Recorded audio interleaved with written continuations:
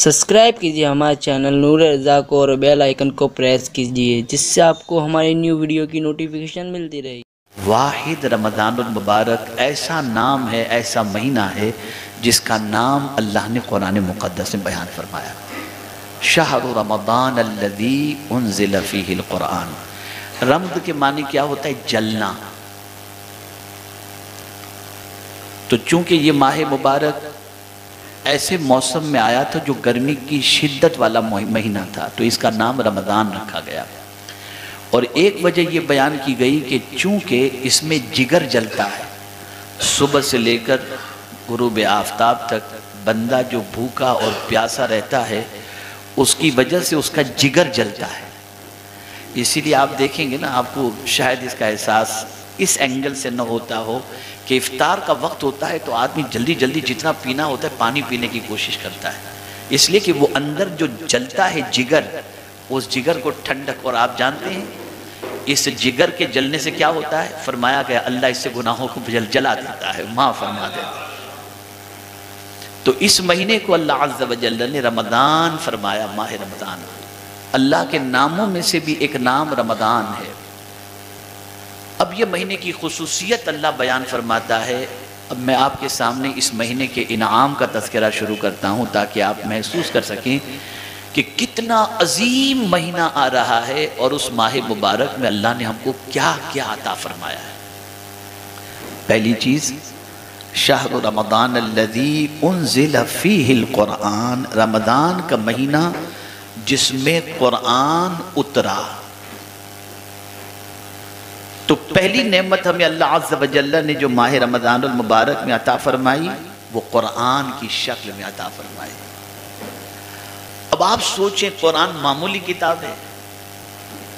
قرآن اتنی عظمت والی کتاب ہے کہ آقا کریم صلی اللہ علیہ وسلم ارشاد فرماتے ہیں کہ جب کوئی بندہ قرآن کی تلاوت کرتا ہے تو ایک رسی ہے جس کا ایک سرا اللہ کے دست قدرت میں ہے، اور جب کوئی قرآن پڑھتا ہے تو اس کا دوسرا سرا اس کے ہاتھ میں ہوتا ہے۔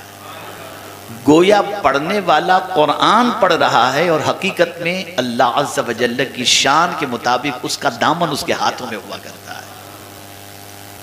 اتنی عظمت والی کتاب کہ اس کا فائدہ ہم اس اینگل سے بھی محسوس کرتے ہیں کہ ہمارے یہاں اگر کسی کا انتقال ہو جائے تو ہم اس کے فائدے کو جانتے ہوئے فوراً قرآن خوانی کرتے ہیں۔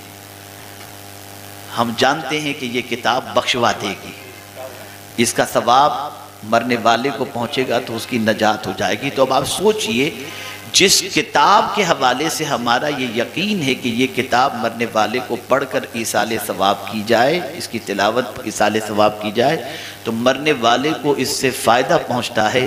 یہ عظمت والی کتاب کو اللہ نے جب نازل کرنا چاہا تو کسی اور منتھ میں نہیں، ماہ رمضان میں نازل فرمایا۔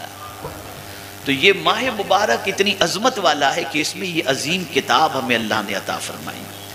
پوری کتاب کی فضیلت اپنی جگہ پر ہے، لیکن آپ چھوٹی چھوٹی آیتوں اور سورتوں کو بھی دیکھنے میں صرف آپ کے سامنے ایک آیت کریمہ کی بات کرتا ہوں، اور وہ آیت کریمہ ہے جس کو آیت کریمہ ہی کہتے ہیں۔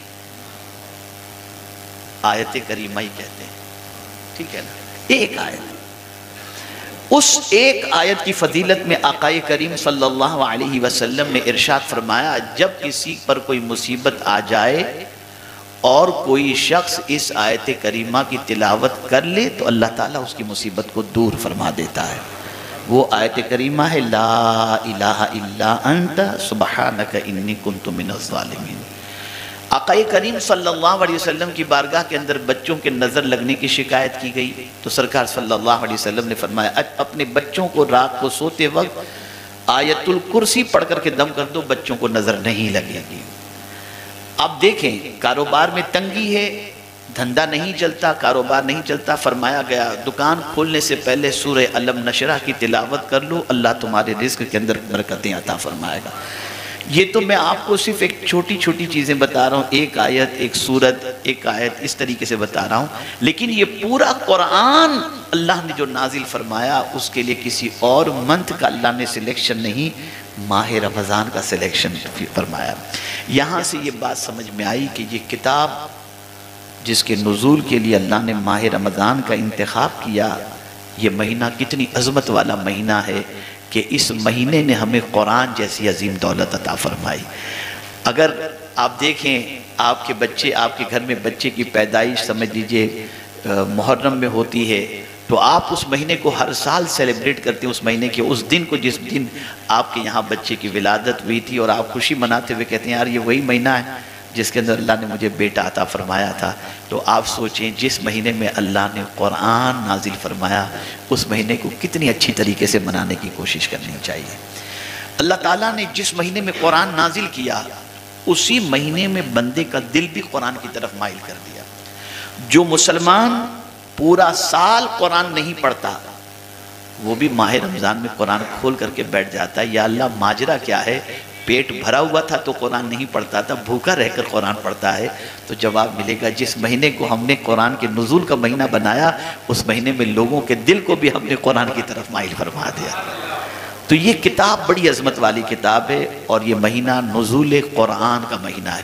میرے پاس اس وقت قرآن کیا ہے اور قرآن کو کیسی کتاب اللہ نے فرمایا، اس کے سلسلے میں مجھے کچھ بیان نہیں کرنا ہے۔ میں آپ کو صرف آج یہ بتاؤں گا کہ ماہ رمضان کے انعامات کیا ہیں۔ ان میں سے پہلا انعام، اللہ نے ماہ رمضان میں ہم کو قرآن جیسی عظیم دولت عطا فرمائی۔ پھر آگے بڑھیں، دوسری نعمت اللہ نے کیا عطا فرمائی، تو قرآن کہتا ہے اِنَّا أَنزَلْنَاهُ فِي لَيْلَةِ الْقَدْرِ وَمَا أَدْرَاكَ مَا لَيْلَةُ الْقَدْرِ لَيْلَةُ الْقَدْرِ خَيْرٌ مِّنْ أَلْفِ شَهْرٍ۔